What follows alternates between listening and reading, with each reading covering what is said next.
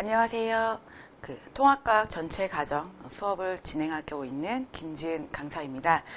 지금 저희가 이제 중학교 학생들, 이제 예비 고등학생이 되는 학생들을 대상으로 지금 통합과학을 수업을 진행을 하고 있는데 전체적으로 어떤 과정으로 진행이 되고 있고 향후 이제 2월부터는 이제 본격적인 통합과학이 들어가는데 어떤 순서로 진행을 하고 있는지 안내해 드리도록 하겠습니다.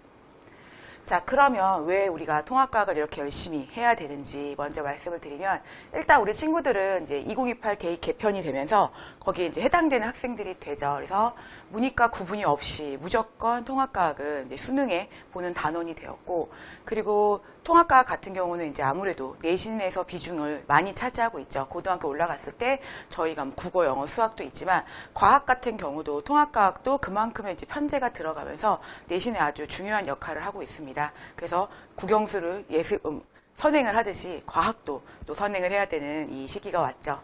그리고 아무래도 이제 통합과학은 중학교 때 이 과정들이 또 심화 과정으로 연결되는 부분들이 있기 때문에 중학교에 이제 이 과학, 우리 친구들이 이제 3학년이 되는 그 친구들을 대상으로 이제 조금 약간 선행의 기념이고, 그다음에 요 통합과학을 먼저 하고 중등 과학을 보게 되면 조금 더 이해의 폭이 넓어지는 계기가 되게 되기 때문에 통합과학은 반드시 먼저 진행을 해야 되는 좀 중요한 점이 있습니다. 자, 그래서 저의 이제 수업의 목표는 일단은 단순 암기가 아니죠. 과학은 암기 과목이 아닙니다. 알고 계시겠지만. 그래서 우리가 이제 통합과학은 뭐 이렇게 단원별로 영역이 다른 게 아니라 그 한 단원 안에 이 물화생지가 전부 다 들어있게 됩니다. 그래서 그런 것들을 어떻게 연계를 가지고 우리가 스토리를 만들어 가는지 이런 것들을 이제 중점적으로 수업을 진행을 하고요. 그다음에 이제 중등과 연계된 고난도 문제들이 있을 거예요. 이제 그런 것들을 이제 통합과학에서도 이제 중등 심화 플러스 그다음에 고등에서 이제 모의고사나 수능에 나오는 문제들, 이런 것들도 이제 좀 다뤄보는 과정이라고 보시면 될 것 같습니다.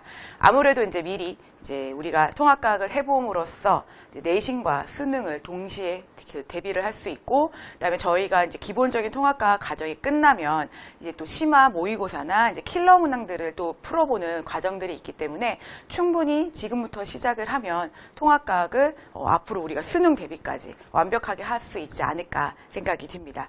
저는 그런 부분을 조금 더 중점적으로 수업을 진행을 하고자 합니다. 전체적인 일정은 일단 교재는 저희가 본 통합과학으로 이제 교재는 선정을 했고요. 그 다음에 이제 저희가 12주 기간 동안에는 지금 통합과학 1을 가지고 1학기 내용이라고 보시면 될 것 같아요. 그래서 그 과정으로 일단 진행을 하고요. 그다음에 24주, 13주에서 24주가 진행이 되는 동안에는 통합과학 2라고 해서 통합과학 2학기 과정이 진행이 됩니다. 1학기, 2학기 다 킬러 단원과 중요한 내용들이 많이 들어있기 때문에 어디 하나 소홀할 수 없고 1학기 과정을 또 진행을 하면 2학기에 또 중복돼서 나오는 내용들이 있거든요. 그래서 그런 것들을 이렇게 복습도 할 수 있고 미리 전체적으로 한번 쭉 훑어보는 과정이다라고 보시면 좋을 것 같습니다.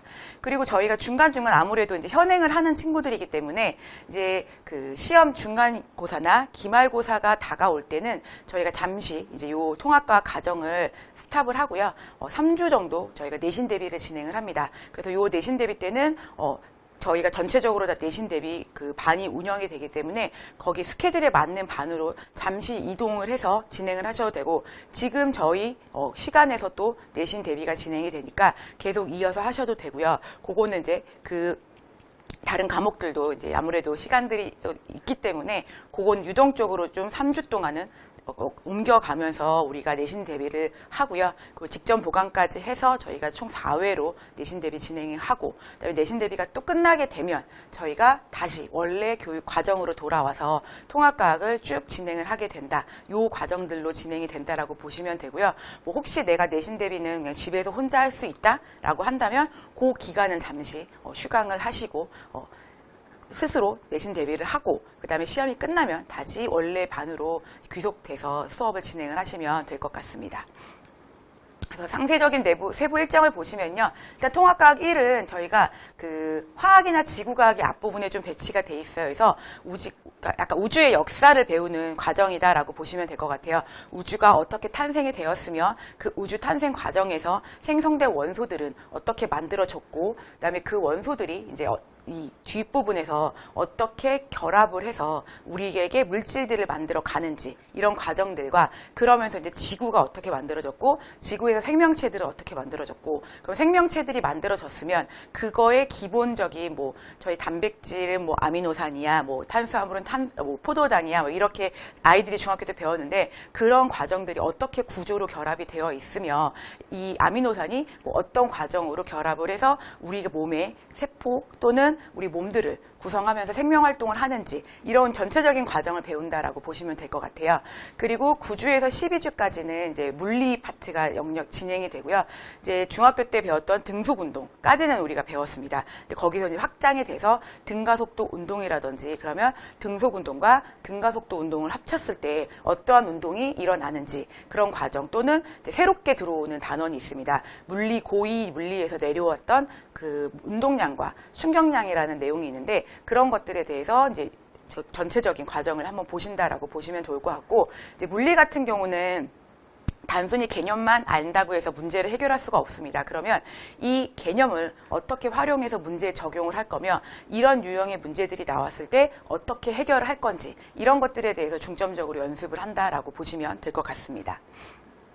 그리고 2학기 과정에서는 이제 생물의 다양성과 진화라고 해서 저희가 앞부분에서 생명체에 대해서 기본 단위를 배웠다고 한다면 그 생명체들이 어떻게 진화를 했고 현재는 어떻게 변이를 했으며 어떻게 살아가고 있는지 이런 이제 조금 넓은 영역이라고 보시면 될 것 같아요. 그러니까 변이와 유전에 관련돼서 조금 배운다라고 보시면 될 것 같고 그리고 이제 17주에서 20주에는 이제 또 우리가 싫어하는 이제 화학에서 이제 힘들어하는 단원이 되겠습니다. 그래서 산화환원과 중화반응이라는 내용으로 우리가 이제 화학에 대해서 조금 더 깊은 수업을 진행을 한다라고 보시면 되고 아이들이 많이 힘들어하는 그 챕터이긴 해요. 그래서 그런 부분들을 어떻게 이겨내는지 이런 것들을 조금 중점적으로 수업을 진행을 하도록 하겠습니다.